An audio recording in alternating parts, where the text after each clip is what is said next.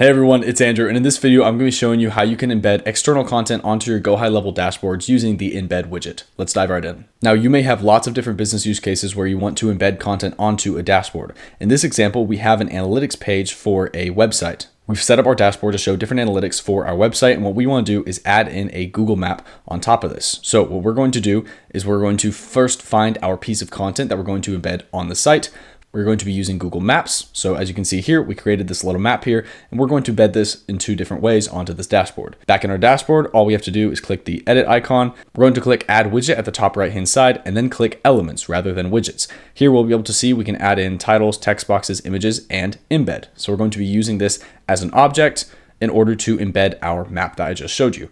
We can either do a URL or we can do an iframe, and we can select this via this type, and I'll show you how to do both right now. Now for URLs, you obviously just copy and paste the URL that you would like to use. So for example, if we want to try and use this, we can copy this and paste it here.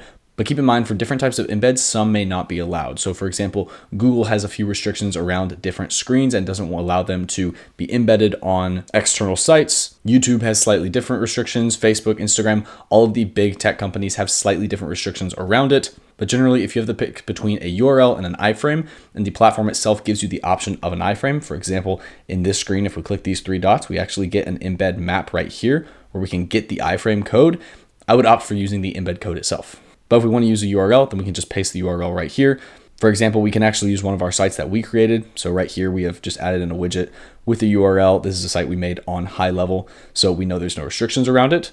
But then if we want to add in that map embed using the iframe, then we can take that code from Google that it gives us. Again, lots of big platforms, if they want you to embed something, they will give you that section of iframe code. You just have to look around for it.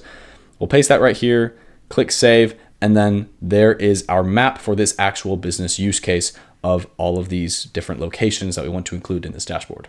Keep in mind, after you embed your content, you can also resize this by dragging the bottom right-hand corner of the element itself. So let's say we want to make this a little bit larger, stick it down here, then we can do it just like that.